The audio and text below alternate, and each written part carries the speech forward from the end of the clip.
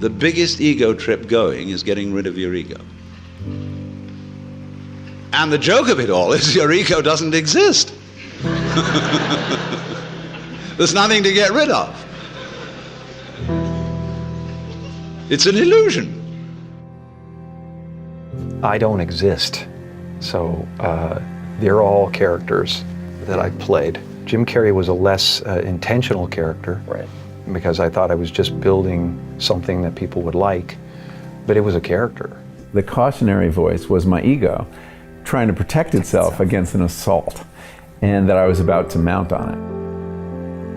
Looking for Jim Carrey again and having trouble finding him, and at a certain point I realized, hey, wait a second, you know, if it's so easy to lose Jim Carrey, who the hell is Jim Carrey?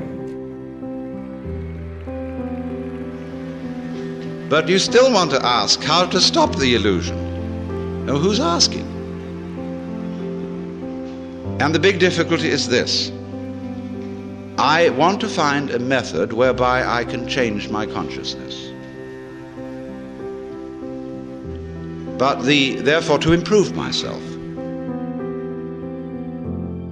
But the self that needs to be improved is the one that is doing the improving. And so I'm rather stuck. Well, what is it that you feel when you feel I? What do you do when somebody says, pay attention? What is the difference between looking at something and taking a hard look at it? Or between hearing something and listening intently? What's the difference?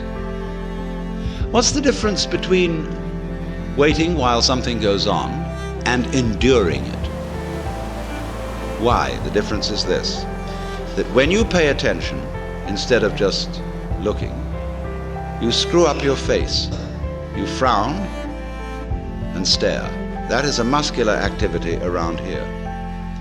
When you will, you grit your teeth or clench your fists.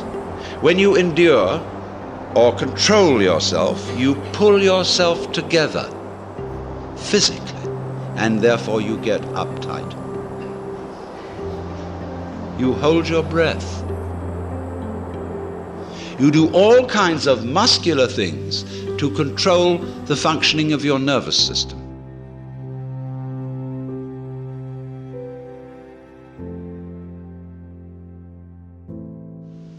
And none of them have the slightest effect on the proper operation of the nervous system. If you stare at things, you will rather fuzz the image than see them clearly.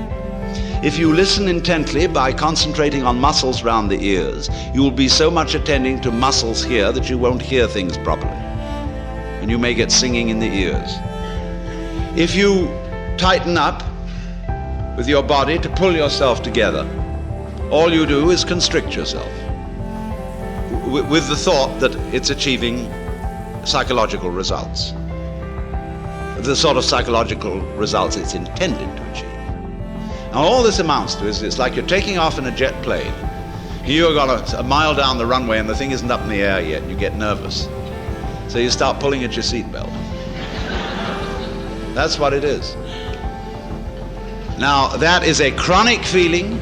We have it in us all the time and it corresponds to the word I. That's what you feel when you say I. You feel that chronic tension.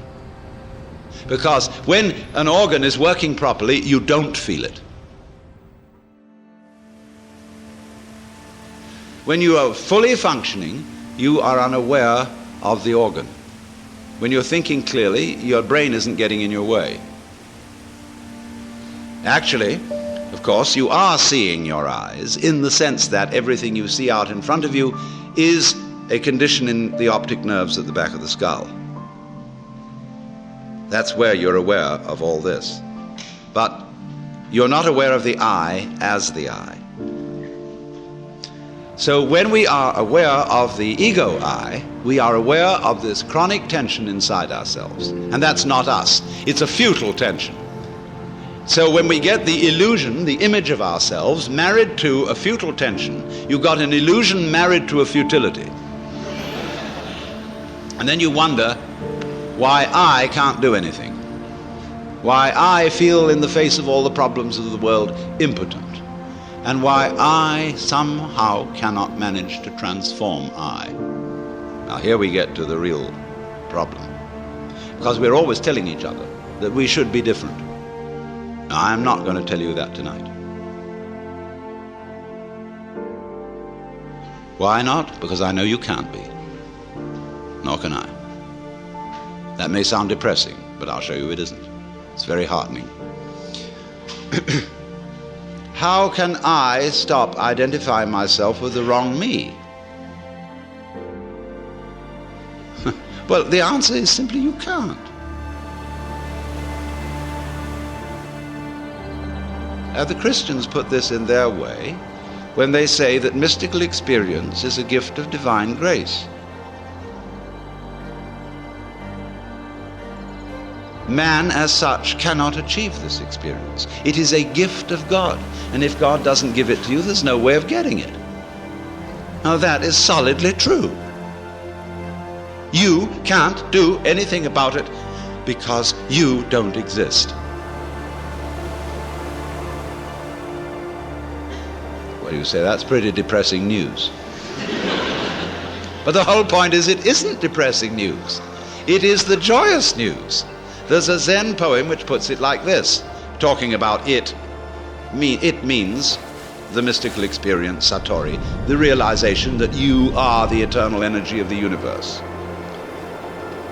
It says like this: you cannot catch hold of it, nor can you get rid of it. In not being able to get it, you get it. When you speak, it's silent.